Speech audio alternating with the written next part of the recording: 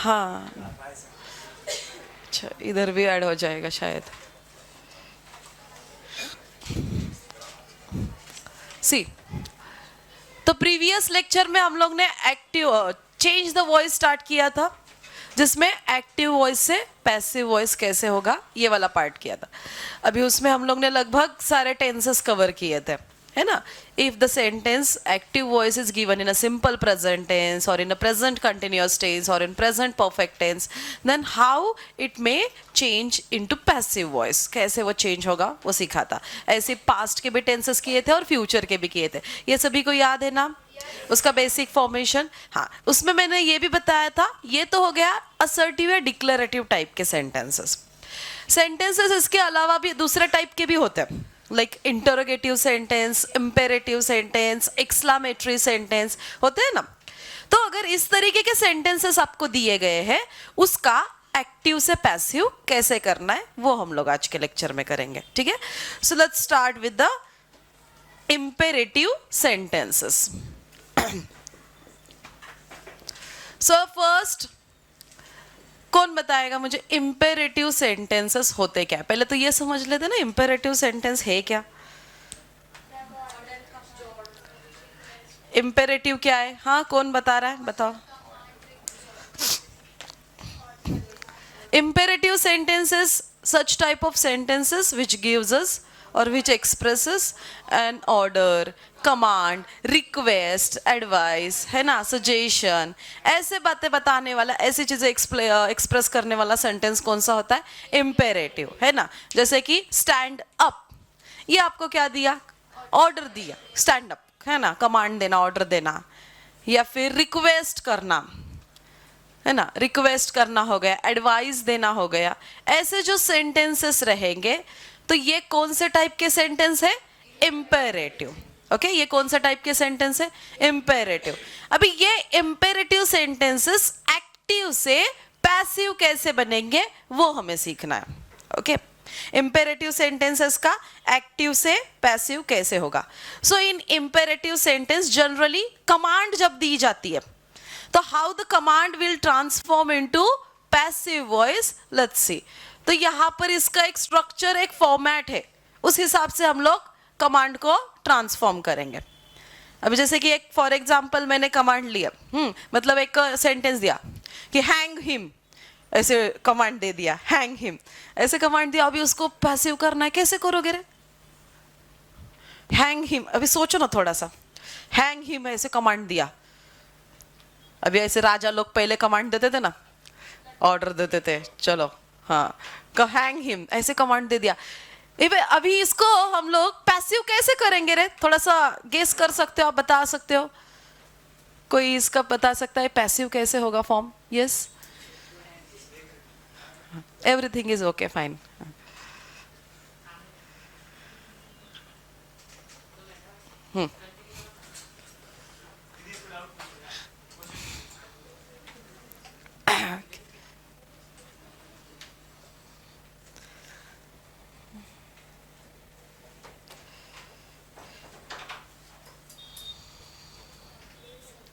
क्या आएगा रे ऐसे, या फिर ऑर्डर दिया स्टैंड अप, क्या आएगा इसका पैसिव, कुछ नहीं समझ में आ रहा, कुछ पता नहीं. ठीक है, तो अभी ऐसे सेंटेंसेस का पैसिव कैसे बनेगा, देखो इसका फॉर्मेट है. जब भी इंपेरेटिव सेंटेंसेस होते हैं ना, उसको लेट का यूज करना है. वहां पर किसका यूज करना है, ये वर्ड ध्यान में रखो, किसका यूज करेंगे, लेट वर्ड का यूज करेंगे.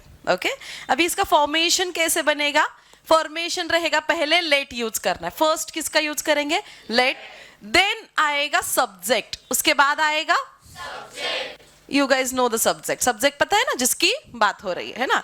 तो सब्जेक्ट आ गया, पहले लेट का यूज करेंगे, फिर उसके बाद आएगा सब्जेक्ट, देन उसके बाद यहां पर हमें ऐड करना है बी. क्या ऐड करना है, लेट. फॉर्मेशन कैसा है ध्यान में लो, ऐसे फॉर्मेट में सेंटेंस बनेगा एक्टिव से पैसिव.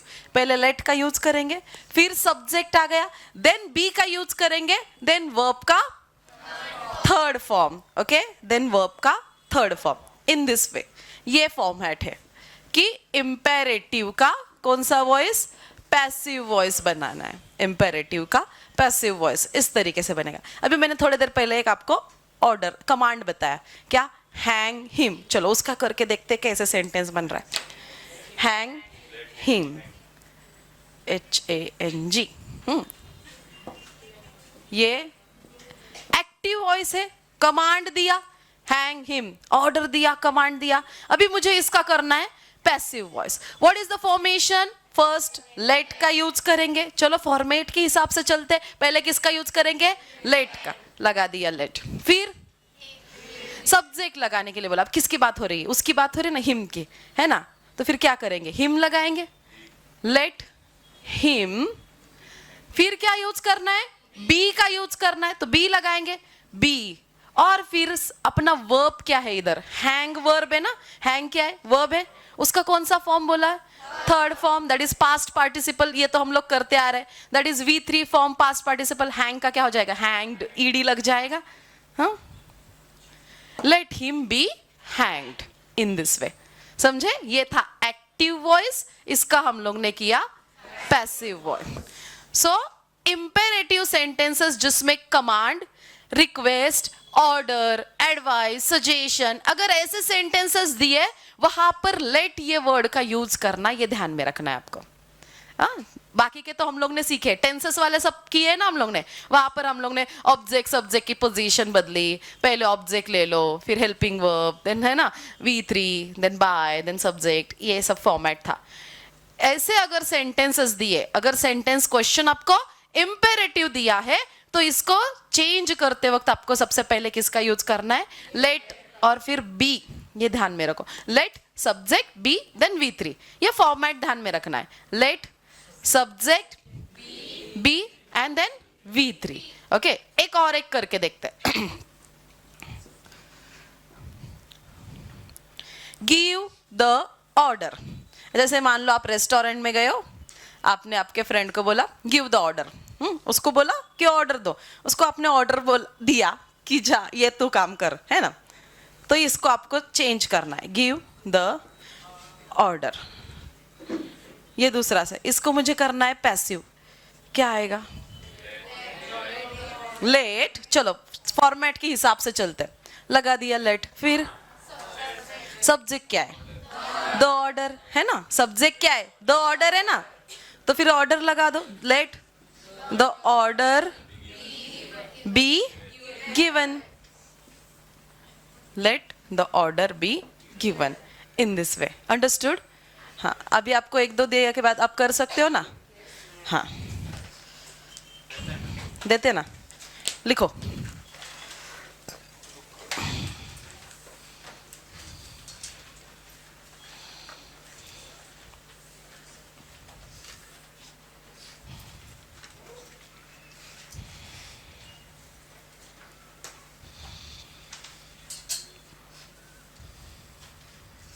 ये लिख कर दूं क्या? While changing the imperative sentence into passive voice, we have to add let in the beginning. लिखना है, समझ गए ना? ये लिख कर दूं? हाँ, आपको करने के लिए कुछ एग्जाम्पल दे रही हूं यहां पर। डू द वर्क, आपको मैंने ऑर्डर दिया, डू द वर्क। ये एक इंपेरेटिव सेंटेंस है, इसका आपको पैसिव वॉइस करना है। क्लोज द गेट, मान लो मैंने बोला दरवाजा लगा दो, close the gate. Okay, order दिया ना, इसको भी आपको इंपेरेटिव करना है।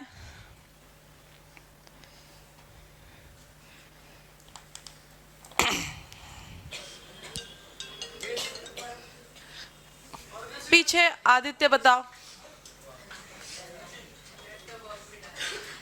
चलो, late the work be done, क्या सही है इसका?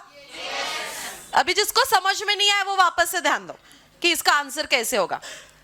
डू द वर्क, अभी ये इंपेरेटिव सेंटेंस है, ऑर्डर दिया है, कमांड दिया है, इसको हमें चेंज करना है पैसिव में। शुरुआत किससे करनी है? लेट से करनी है, तो लगा दिया लेट। फिर उसके बाद किसको लेना है? सब्जेक्ट को। अभी देखो, डू द वर्क में डू वर्ब है, तो द वर्ब क्या है? सब्जेक्ट है। वर्ब को हटा दो, बचा हुआ क्या है? सब्जेक्ट ही है ना वहां पर, तो द वर्क ले लिया, लेट द वर्क। उसके बाद क्या करना है? बी का यूज करना है, बी। डू का V3 क्या होता है? Do, did, done. Okay, let the work be done. In this way active का हो गया पैसिव. अभी दूसरा, क्लोज द गेट. क्या आएगा बताओ answer? Let the gate be, ED आ जाएगा, क्लोज्ड. इन दिस वे आ गया ध्यान में? हाँ, तो इंपेरेटिव के लिए आपको ये ध्यान रखना है कि जब भी इंपेरेटिव सेंटेंस आ रहा है, लेट को भूलना नहीं है. ये फॉर्मेट में आपको सेंटेंस फ्रेम करना है. Let plus subject plus be, then verb का third form. In this way, understood? अभी हम लोग नेक्स्ट करेंगे. अगर सेंटेंस आपको इंटरोगेटिव दिया है, इंटरोगेटिव मतलब जिसमें क्वेश्चन पूछा जाता है, सवाल पूछा जाता है ना, ऐसे सेंटेंस. चलो ये रब कर दूं.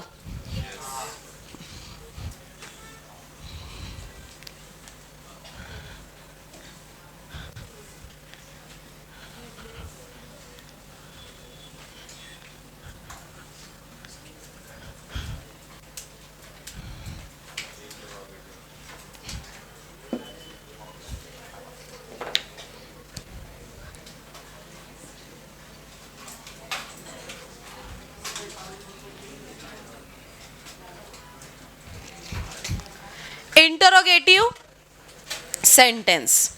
Next is interrogative sentence.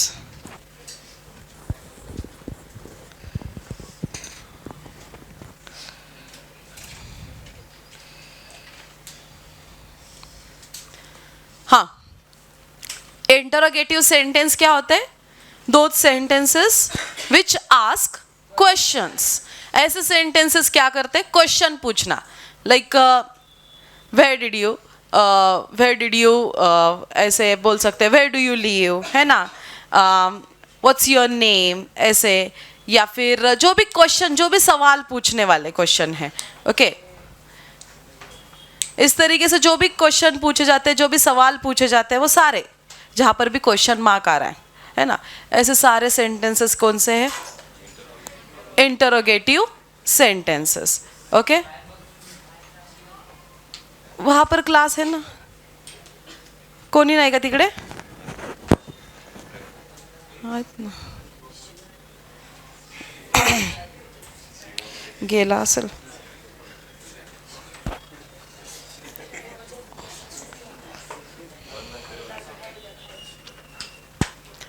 हाँ, तो ऐसे जहां पर सवाल पूछा गया है, WH वाले क्वेश्चंस जहां पर आ रहे हैं, जिसमें सवाल पूछा गया है, जिसमें क्वेश्चन एक्सप्रेस किया गया है, ऐसे सेंटेंसेस कौन से होते हैं? Interrogative sentence.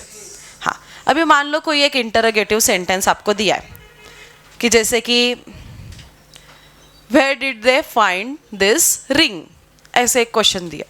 हाँ, तो इसको मुझे एक्टिव का करना है पैसिव. कैसे करेंगे? या फिर वेयर डू यू लीव, ये क्वेश्चन पूछा, इसको एक्टिव से करना है पैसिव. कैसे किया जाएगा? तो इसका भी एक फॉर्मेशन है. जैसे हम लोग ने इंपेरेटिव का फॉर्मेशन देखा, वैसे इसका भी एक फॉर्मेशन है. अभी फॉर्मेशन क्या है, किस स्ट्रक्चर में एक्टिव से पैसिव होगा, वो ध्यान देना है, वो समझ कर लो. तो सबसे पहले लिखना है क्वेश्चन वर्ड. सबसे पहले क्या आएगा? अभी क्वेश्चन वर्ड यानी कि WH वाला वर्ड, या फिर जो भी जिससे क्वेश्चन पूछा गया है, वॉट, वेन, वेयर, हुम, है ना, जो भी WH वाले, हाउ, जो भी क्वेश्चन वर्ड है, वो सारे क्वेश्चन वर्ड आपको यहाँ पर, मतलब उसमें से वो क्वेश्चन वर्ड यहाँ पर आ जाएगा. फर्स्ट आपको क्या करना है? क्वेश्चन वर्ड लिखना है. उसके बाद आफ्टर क्वेश्चन वर्ड आपको वहां पर हेल्पिंग वर्ब डालना है. क्या डालना है? हेल्पिंग वर्ब तो पता है ना, that we called as a auxiliary verb too. उसको ऑक्सिलरी वर्ब भी बोलेंगे. हेल्पिंग वर्ब ऐड करना है. ये किसके ऊपर डिपेंड करता है? सेंटेंस के ऊपर डिपेंड करता है. जैसे हम लोग ने अभी तक सारे एक्टिव पैसिव में हेल्पिंग वर्ब डाला है ना, अकॉर्डिंग टू द टेंसेस, वैसे ही यहाँ पर भी वो रूल काम करेगा. टेंसेस के हिसाब से हमें हेल्पिंग वर्ब चूज करना है. उसके बाद अपना आएगा क्वेश्चन वर्ड, हो गया हेल्पिंग वर्ब लिखा. उसके बाद आएगा सब्जेक्ट. आफ्टर दैट उसके बाद लिखना है सब्जेक्ट. सब्जेक्ट के बाद आपको वर्ब का थर्ड फॉर्म यूज करना है. ओके, सब्जेक्ट के बाद क्या आएगा? Past participle of the verb, that is V3. Verb का थर्ड फॉर्म एंड देन जो भी बचा कुचा सेंटेंसेस है, हाँ, उसके बाद बाय एंड देन ऑब्जेक्ट, उसके बाद by and then object, in this way. आया समझ में?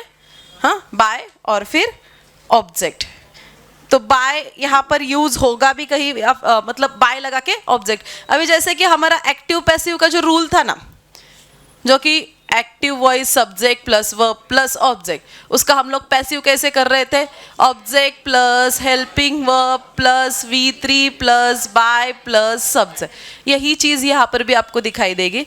क्या थोड़ा सा चेंजेस क्या है? थोड़ा बहुत चेंजेस इसमें है कि पहले क्वेश्चन वर्ड आ रहा है, क्योंकि ये सब सेंटेंस जो है ये इंटरोगेटिव सेंटेंस है जिसमें सवाल पूछा गया।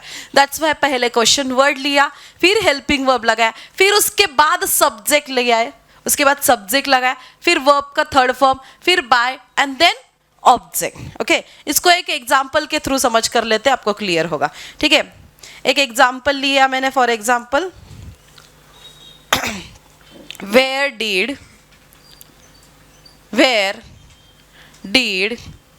they find this ring? Question mark, सवाल पूछा गया है। Where did they find this ring? Okay, question पूछा गया, क्वेश्चन मार्क आया यहाँ पर। अभी इसको, ये है एक्टिव, ये कौन सा सेंटेंस है? एक्टिव वॉइस है, इसे हमें करना है पैसिव वॉइस। ओके, तो अभी फॉर्मेशन के हिसाब से ये फॉर्मेट है उसका, इसके अकॉर्डिंग चलना है हमें। सबसे पहले क्या लिखना है? Question word. सबसे पहले क्या लिखना है?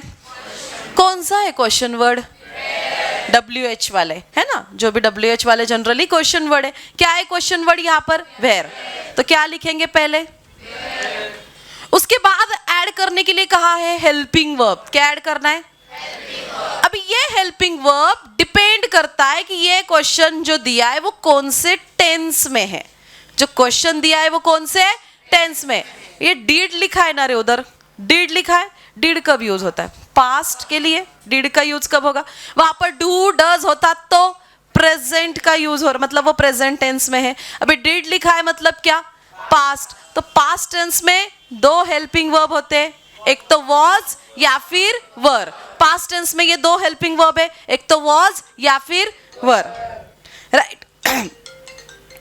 तो किसका यूज करेंगे? वॉज का यूज करेंगे या वर का यूज करेंगे?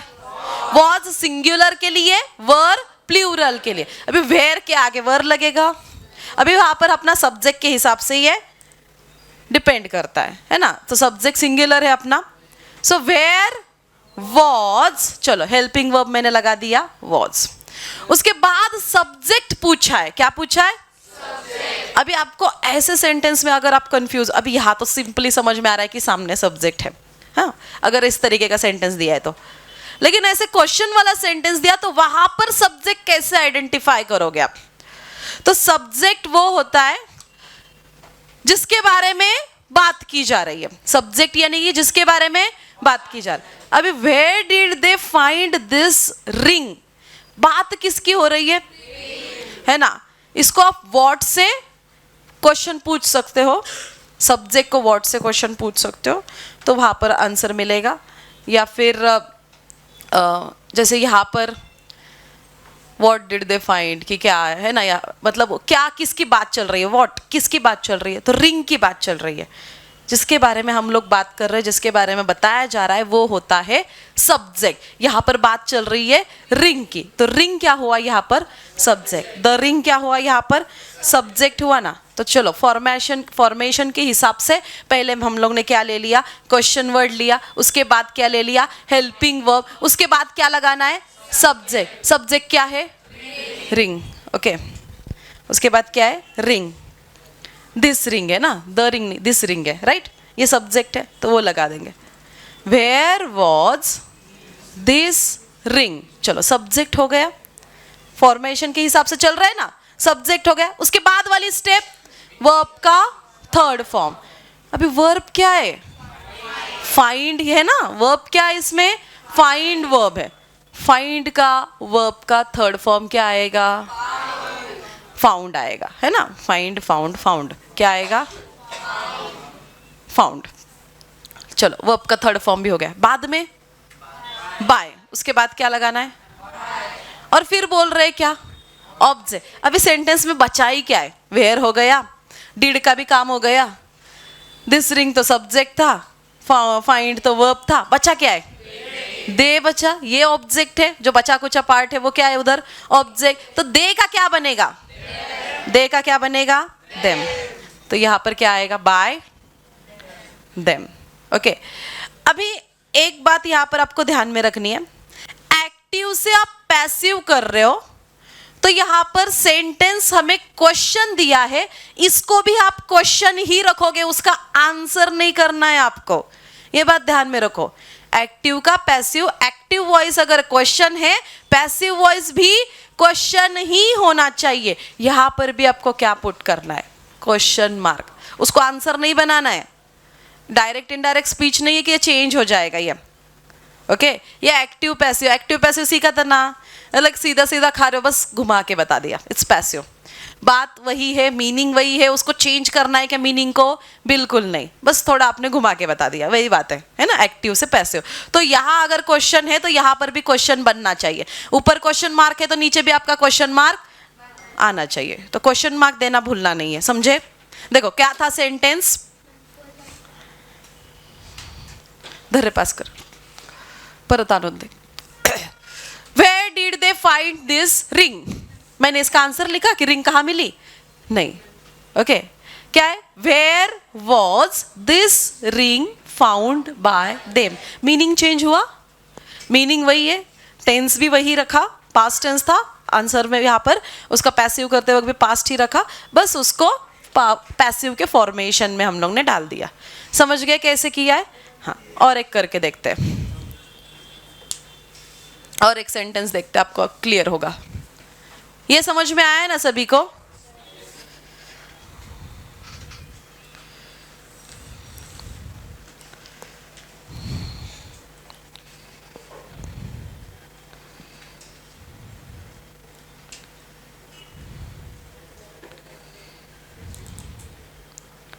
अभी है who broke the glass, who broke the glass, question है, सवाल पूछा गया है। ये है एक्टिव वॉइस, हमें इसका करना है पैसिव वॉइस। अभी थोड़ा सा ना ध्यान दो, इसको मैं पैसिव वॉइस अगर हम लोग करने जाए तो पहले क्वेश्चन वर्ड के हिसाब से पहले क्या लिया आपने, हु है ना, ब्रोक पास्ट टेंस है, हु है ना, फिर उसके बाद आप क्या हेल्पिंग वर्ब डालोगे रे वहां पर, वॉज, हु वॉज क्या, who was the glass broken by. तो ये थोड़ा बहुत सही नहीं लग रहा है ना आपको, मतलब ये अलग ही सेंस कर रहा है। अगर मैं इसको ऐसे लिखूं, who was the glass broken by, क्या बाय के आगे ऑब्जेक्ट है क्या, ऑब्जेक्ट ही नहीं है, ऑब्जेक्ट है क्या। अगर इस फॉर्मेशन के अकॉर्डिंग हम लोग चले, है ना, ये फॉर्मेशन दिया है ना, तो अगर मैं इसको ट्राई करूं इस फॉर्मेशन में डालने के लिए, तो who was the glass broken by, लेकिन क्या अगेन सवाल रह गया है ना, मतलब ये इनकम्प्लीट सेंस कर रहा है। तो ऐसे जगह पर क्या करना है, ध्यान दो। अगर ऐसे सेंटेंस दिया है तो यहां पर आपको नोट ध्यान में रखनी है कि नोट दैट कि if the sentence is written in the other way, if the question is given in a other way and it is not fitted in this formation, so that time you have to use whom। क्या किसका use करना है, whom का use करेंगे। किसका use करेंगे, whom, और पहले by का यूज करेंगे। पहले क्या लगाएंगे, by। जैसे कि हियर इसका आंसर होगा, पहले आप by लगाओगे, by whom, by whom, फिर उसके बाद क्या, by whom मैंने क्वेश्चन वर्ड कंसिडर किया, by whom helping verb was the glass broken। अभी बाय लगा दिया ना शुरू में, तो वापस बाय लगाना है क्या, नहीं। हाँ, by whom was the glass broken and then after that question mark। हाँ, does it make sense? अभी कर रहा है ना, अभी ये सेंस कर रहा है। तो ये भी बात ध्यान में रखो, नहीं तो आप बोलोगे ऐसे फॉर्मेशन में सीखा है, अभी तो बन ही नहीं रहा है, फिर कुछ ना कुछ उल्टा पुल्टा लिख दिया। अगर ऐसे बन नहीं रहा है तो पहले बाय लगाना है, हाँ, फिर बाय लगा के उसको यहाँ पर हुम लेकर हम लोग ने सेंटेंस को फ्रेम किया। आया ध्यान में? और एक सेंटेंस देखते हैं। फॉर एग्जाम्पल मैंने ऐसे लिखा, who killed the snake. Who killed the snake? Answer नहीं पूछा है, सवाल ही है। Okay, who killed the snake. Again यहाँ पर आप इसको इसमें डालने की कोशिश करो, वापस गड़बड़ हो रही है ना? तो फिर क्या करेंगे? बाय whom the snake, नहीं नहीं नहीं नहीं, was the snake question mark. Why did they punish him question mark. ये आपको करना है।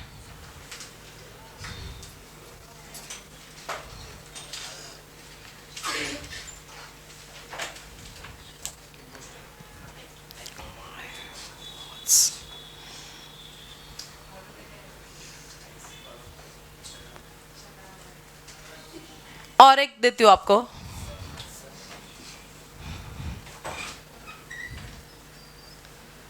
Why do you beat him? Why do you beat him? इसको इस फॉर्मेशन में आप करोगे। ओके, जो आपको फॉर्मेशन दिया है ना, ये वाला question word, then helping verb, subject, V3, by, then object, इस फॉर्मेशन में इनको डालना है आपको। देखो ट्राई करो। ओके, ध्यान दो, जिसको नहीं आ रहा है इसका बताती हूँ, फिर आप ये कर लेना। Why did they punish him? Again question पूछा, इंटरोगेटिव, इसको इस फॉर्मेशन में डालना है। What is the question word?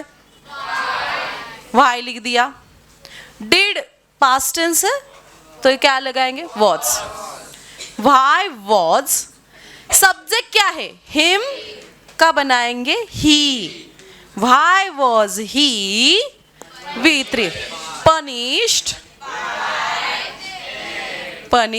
by them, and then question mark. अभी नीचे कर सकते हो, सेम टू सेम है, ये वाला तो कर सकते हो ना। क्या आएगा बताओ? Why, क्या आएगा? Is, Why do you beat him? क्या किया आपने? अपने आंसर क्या किया बताओ?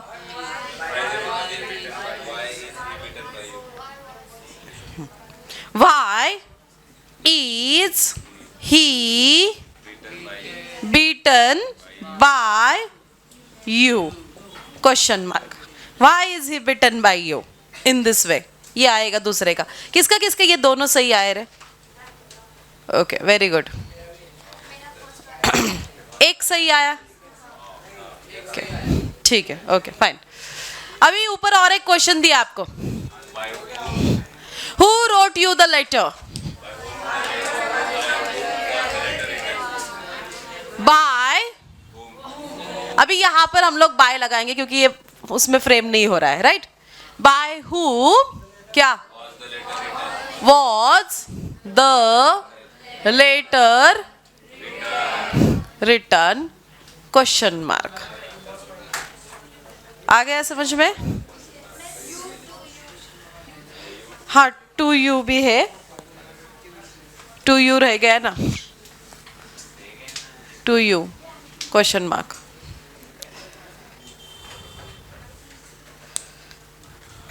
या फिर इसको ऐसे भी कर सकते हैं, यू बीच में आया है ना, by whom were you the letter written, ऐसे भी आएगा। By whom were you the letter written, ऐसे भी आ सकता है। ये भी सही है, वो भी सही है, ठीक है, ठीक है, जाने दो।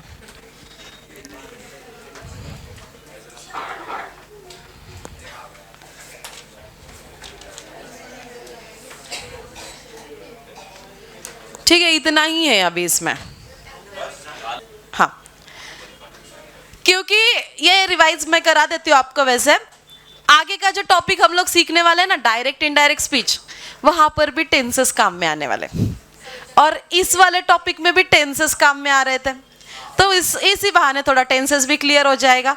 तो एक बार रिवाइज करा ही देते हैं, ठीक है, चलो ध्यान देते हैं।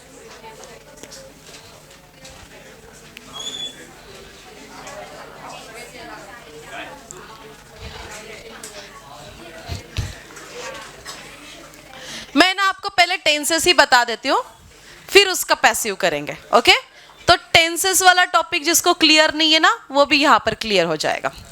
अभी टेंसेस में जैसे सबको पता है कितने टेंसेस होते हैं, 3 तरह के टेंसेस है, पास्ट, प्रेजेंट और फ्यूचर, और हर एक के 4 टाइप है। लेकिन एक्टिव पैसिव वॉइस में सारे टाइप्स सारे इसमें नहीं होते। इसमें परफेक्ट कंटिन्यूअस नहीं आता, प्रेजेंट परफेक्ट कंटिन्यूअस नहीं आता, पास्ट परफेक्ट कंटिन्यूअस भी नहीं आता, और फ्यूचर के 2 टाइप भी इसमें नहीं आते, तो इसमें थोड़े कम है। ठीक है, अभी उसके अकॉर्डिंग चलते हैं। अगर हम लोग प्रेजेंट टेंस की बात कर रहे हैं, किसकी? अगर प्रेजेंट टेंस की बात कर रहे हैं तो प्रेजेंट टेंस में simple present tense, present continuous and present perfect, ये 3 टेंस हो गए। इसके पहले आप तो ये समझ लो एक्टिव वॉइस क्या होता है, जो कि subject plus verb plus object ऐसे फॉर्मेट में बनाए। हम लोग बात कर रहे हैं डिक्लेरेटिव या असर्टिव सेंटेंस की। इंपेरेटिव, इंटरोगेटिव हम लोग ने अभी थोड़ी देर पहले किया था। Subject plus verb plus object ऐसे फॉर्मेट में सेंटेंस होता है। उसका जब आपको पैसिव वॉइस करना है, उसी का क्या करना है? Passive voice. एक्टिव वॉइस बोले मतलब सीधा सीधा क्लियरली आप बता रहे हो कि ये subject. Where active voice it expresses, it denotes कि डूअर ऑफ द एक्शन। ये क्या एक्सप्रेस कर रहा है? Doer of the action.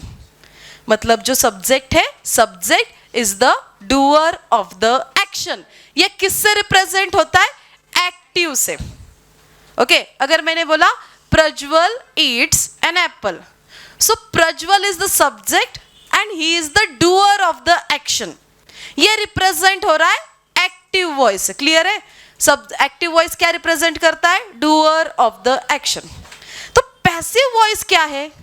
वहां पर बताया जाता है कि action is done by the subject. वहां पर क्या बताया जाता है? An action is done by the subject. मतलब ये अभी मैंने क्या बोला? Prajwal eats an apple. Simple sentence कहा कि प्रज्वल ने एप्पल खाने की एक्शन की। Action is done.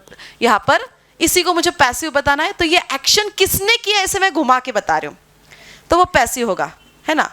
मीन्स क्या आएगा? An apple is eaten by Prajwal in this वे।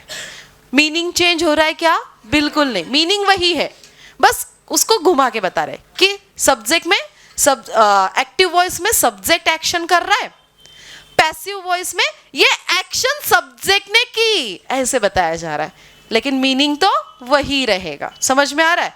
तो एक्टिव वॉइस में subject plus verb plus object इस फॉर्मेट में सेंटेंस बनेगा। और इसका पैसिव वॉइस जब होता है तब आपको फर्स्ट इसमें कुछ रूल्स मैंने आपको बोले थे कि रूल ध्यान में रखने। तो रूल ये है, सबसे पहले तो इन दोनों की जगह बदल दो, सब्जेक्ट और ऑब्जेक्ट की प्लेसेस चेंज करना है। ओके, कौन से स्टैंडर्ड के लिए? पूछ के आओ। सब्जेक्ट और ऑब्जेक्ट की क्या है? प्लेसेस चेंज करने। पहले किसको लेना है?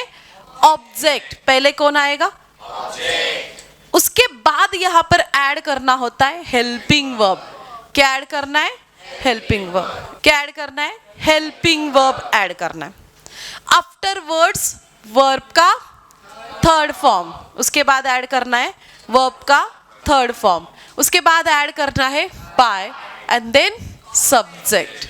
जो सब्जेक्ट है वो एंड में आएगा। जैसे कि मैंने सेंटेंस बोला Prajwal eats an apple, an apple अभी यहाँ पर इज ईटन बाय प्रज्वल। क्या हुआ? समझे?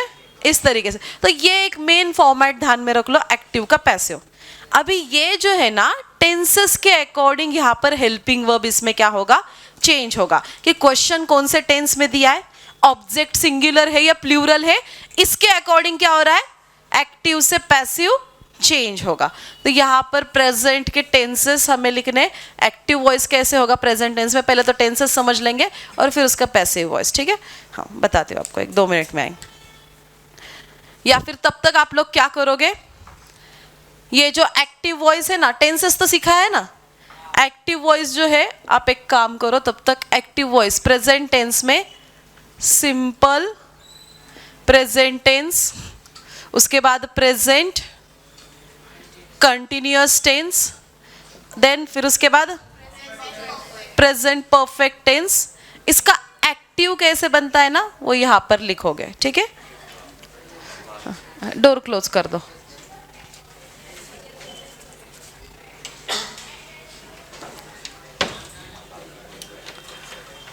ओके लिसन, सो एक्टिव का पैसिव वॉइस का बेसिक फॉर्मेशन मैंने आपको ये बताया, subject plus verb plus object का हो जाएगा, object plus helping verb plus V3 plus by plus subject. अभी ये चेंज हो रहा है किसके हिसाब से, टेंसेस के अकॉर्डिंगली, टेंसेस के अकॉर्डिंगली एक्टिव का पैसिव वॉइस चेंज होगा। अगर बात करते हैं प्रेजेंट टेंस की, तो वहां पर सबसे पहले आता है सिंपल प्रेजेंट टेंस। तो सिंपल प्रेजेंट टेंस में सेंटेंस होता है subject plus verb plus object. इसका हमें अगर पैसिव करना है तो क्या चेंजेस हो गए, पहले आपको लेना है ऑब्जेक्ट, तो पहले ऑब्जेक्ट लगा दिया।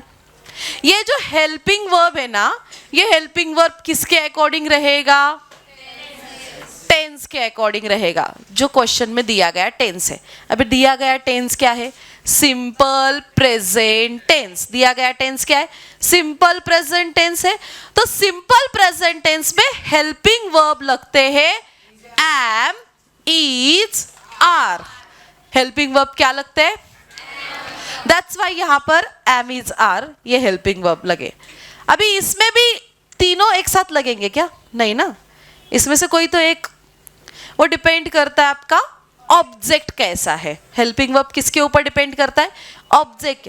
अगर ऑब्जेक्ट सिंगुलर है तो इज का यूज करेंगे, अगर ऑब्जेक्ट प्लूरल है तो आर का यूज करेंगे, ठीक है। ये डिपेंड करता है हेल्पिंग वर्ब आपका टेंस के ऊपर और ऑब्जेक्ट के ऊपर, समझे।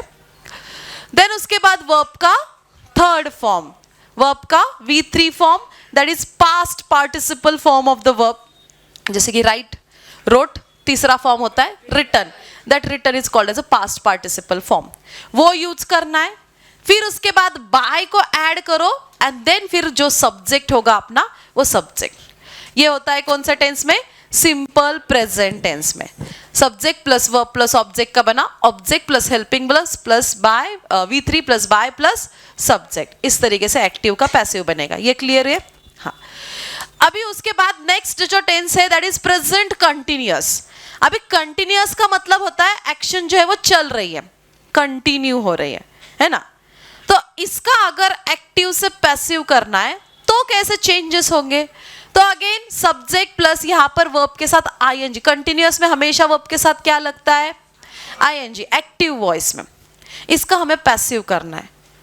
अभी पैसिव करते वक्त वैसे ही बनेगा, लेकिन ये कंटिन्यूएशन का स्टेट हमें बताना है। सो दैट्स वाई इसमें एक थोड़ा सा चेंज है, एक वर्ड ऐड करना है, कौन सा, बिंग। अदरवाइज वैसे ही फॉर्मेट में लिखना है, वही फॉर्मेट है। ऑब्जेक्ट ले लिया, हेल्पिंग वर्ब लगा दिए, बिंग ऐड किया। ये बिंग क्या डिनोट करता है कि क्वेश्चन कंटिन्यूअस में है। बिंग डिनोट करता है अगर सेंटेंस कंटिन्यूअस में है, उसका पैसिव आप कर रहे हो तो बिंग ऐड करना है। Okay, so that's why being add करोगे। देन V3 लगा दिया, बाय लगा दिया, subject. Like I am writing a letter, तो आएगा आंसर अ लेटर। अभी letter is singular, is being written by me in this way. आया समझ में, हाँ। तो ये किसके साथ, अगर प्रेजेंट कंटिन्यूअस टेंस होगा तो इस तरीके से फॉर्मेशन बनेगा। अगर आपको क्वेश्चन में प्रेजेंट परफेक्ट टेंस दिया है तो प्रेजेंट परफेक्ट टेंस में एक्टिव वॉइस कैसे होता है, ये टेंसेस के फॉर्मेशन है, ये ध्यान में रखना है, ये आपको आगे भी काम आएंगे। तो एक्टिव वॉइस में फॉर्मेशन कैसे होता है, कैसे बनता है परफेक्ट टेंस। परफेक्ट टेंस का मीनिंग क्या है, प्रेजेंट परफेक्ट का मीनिंग होता है जो एक्शन पीछे शुरू हुई थी अभी जस्ट कंप्लीट हुई है, the action which had started in the past and just completed at the time of speaking, that time we use present perfect tense. जैसे कि 2 घंटे पहले लेक्चर शुरू हुआ, जस्ट कंप्लीट हुआ, प्रेजेंट परफेक्ट टेंस में आप बताओगे आई have completed, I have finished my lecture in this वे. अभी जस्ट हुआ है उसकी बात कर रहे हैं, तो प्रेजेंट परफेक्ट टेंस का यूज होता है. तो प्रेजेंट परफेक्ट टेंस में सेंटेंस कैसे फ्रेम हो रहा है? एक्टिव में सब्जेक्ट लग गया, हैज और हैव लगेगा. सब्जेक्ट या उसमें वो हेल्पिंग वर्ब क्या लगता है? हैज और हैव. हैज लगता है सिंगुलर सब्जेक्ट होगा तो हैज लगेगा. हैव लगेगा कहां पर? प्लूरल के साथ. अगर आए है तब भी हैव लगेगा. वर्ब का थर्ड फॉर्म ऑब्जेक्ट. इसको हमें अगर पैसिव करना है तो इसका पैसिव कैसे बनता है? पहले आप लोगे ऑब्जेक्ट, फिर उसके बाद हैज हैव, हेल्पिंग वर्ब इसमें है ना, क्योंकि परफेक्ट में हेल्पिंग वर्ब हैज हैव लग रहा है, दिस वाई यहाँ पर भी हैज हैव ही लगेगा. लेकिन एक्टिव से पैसिव में चेंज क्या है? तो यहाँ पर क्या ऐड करना है? बीन को ऐड किया. जैसे कंटिन्यूअस में क्या ऐड किया? बिंग. वैसे परफेक्ट में क्या ऐड करना है? बीन, ये वर्ड ऐड करना है. उसके बाद वर्ब का third form by and then subject. जैसे कि I have completed my lecture या फिनिश्ड माई लेक्चर, तो उसका क्या आएगा? My lecture has been completed by me. In this way. आया समझ में? तो ये होगा एक्टिव से पैसिव किसका? प्रेजेंट परफेक्ट टेंस का. ऐसे ही पास्ट टेंसेस हम लोग ने किए थे. ये प्रेजेंट का एक्टिव पैसिव समझ गए? हाँ. इसका डिटेल लेक्चर है, आप लेक्चर जब अपलोड होगा तब ये देखना वहां पर जाकर. एक एक करके हम लोग ने एग्जाम्पल के साथ भी किया है वो प्रॉपरली. अगर यही पास्ट टेंसेस आपको दिए जाते हैं, मतलब simple past tense, past continuous, past perfect, तब कैसे इसमें चेंजेस होंगे वो समझते हैं. अगर आपको सिंपल पास्ट टेंस दिया है तो सिंपल पास्ट टेंस में एक्चुअल में सेंटेंस कैसे बनता है? मतलब एक्टिव में सेंटेंस कैसे होता है जो टेंसेस के हिसाब से? Subject plus V2 plus object. V2 यानी कि वर्ब का सेकेंड फॉर्म जो डिनोट करता है past form of the verb, जो यूज होता है सिंपल पास्ट टेंस में. अभी हमें करना है इसका पैसिव वॉइस. तो पैसिव वॉइस के हिसाब से पहले किसको लेना है? ऑब्जेक्ट को. यहां पर भी किसको लिया जाएगा? ऑब्जेक्ट. उसके रूल के हिसाब से दूसरी स्टेप क्या है? Helping verb. अभी हेल्पिंग वर्ब डिपेंड करता है टेंस के ऊपर, तो ये टेंस कौन सा है? पास्ट टेंस है. ये टेंस कौन सा है? Past tense. तो दैट्स व्हाई उसमें दो हेल्पिंग वर्ब लगते हैं. एक तो पास्ट में लगेगा वॉज या फिर वर. अभी ये बात तो बच्चों को पता है, वॉज सिंगुलर के लिए, वर प्लूरल के लिए. ठीक है. तो ऑब्जेक्ट लगा दिया, एक तो वॉज का यूज होगा या फिर वर का यूज होगा. प्लस क्या है? वर्ब का third form, then by and then subject. I wrote a letter. A letter was written by me. In this way active का बनेगा पैसिव. अभी अगर प्रेजेंट पास्ट कंटिन्यूअस टेंस है, ओके, दूसरा टेंस अगर आपको पास्ट कंटिन्यूअस दिया है, उसका एक्टिव से पैसिव कैसे बनेगा? पास्ट कंटिन्यूअस का एक्टिव वॉइस क्या होता है? मतलब पास्ट कंटिन्यूअस टेंस का फॉर्मेशन क्या है? सब्जेक्ट प्लस वॉज या फिर वर्ब प्लस वर्ब के साथ आईएनजी एंड ऑब्जेक्ट. ये टेंस है उसका. ऐसे सेंटेंस बनता है पास्ट कंटिन्यूअस वाला. कंटिन्यूअस जहां पर भी आता है वहां पर वर्ब के साथ आईएनजी है. अभी हमें करना है इसका पैसिव. ये एक्टिव में ऐसे सेंटेंस बन रहा है, subject plus was were plus verb plus I N G plus object. इसका हमें करना है पैसिव. पैसिव कैसे करोगे आप?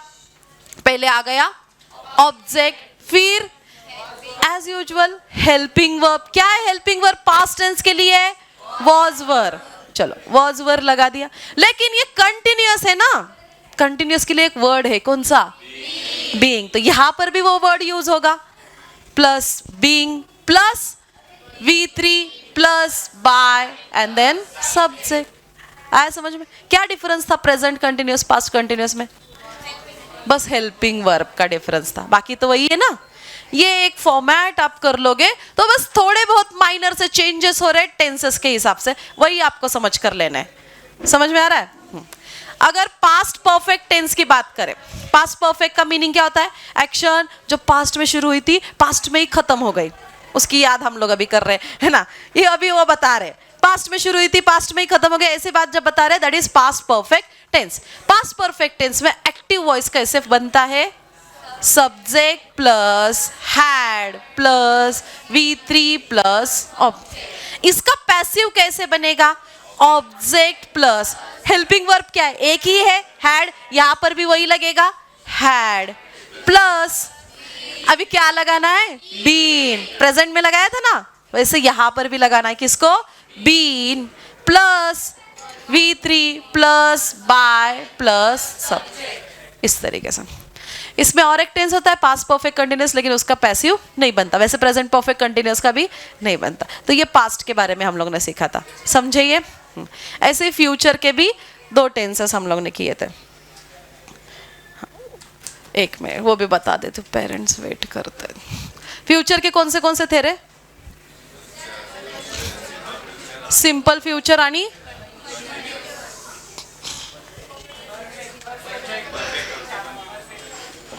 चलो फ्यूचर के बारे में देख लेते हैं। फ्यूचर टेंस एक था सिंपल फ्यूचर टेंस और दूसरा कंटिन्यूअस ना?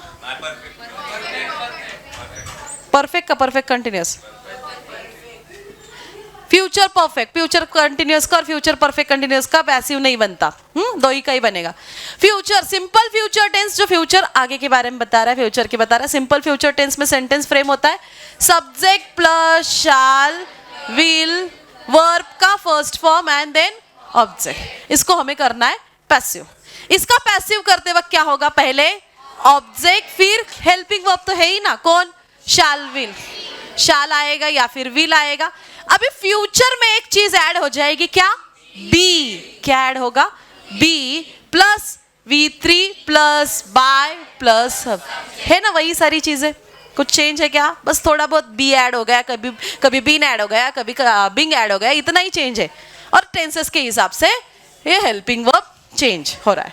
बाकी तो रेस्ट ऑफ द थिंग्स वो फॉर्मेशन वैसे ही रहेगा, समझे? हाँ, यही अगर फ्यूचर परफेक्ट टेंस है तो वहां पर एक्टिव कैसे फ्रेम हो रहा है? Subject plus have plus object. इसका हमें करना है passive. Object plus shall will plus have plus been plus V3 plus by plus क्या है, वैसे ही है ना। ऑब्जेक्ट लिया, हेल्पिंग वर्ब लगा दिया, हैव लगाया, उसके बाद बीन लगा दिया बिकॉज परफेक्ट है, V3 bye and then subject.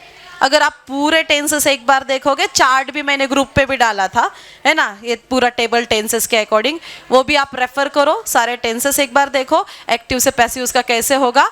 और इसके साथ साथ हम लोग ने इंपेरेटिव सेंटेंस और इंटरोगेटिव सेंटेंस का एक्टिव से पैसिव कैसे होता है वो भी किया। तो ये एक्टिव पैसिव वाला टॉपिक यहाँ पर होता है कंप्लीट। नेक्स्ट लेक्चर में हम लोग न्यू टॉपिक स्टार्ट करेंगे। Okay, yes, that's it for today.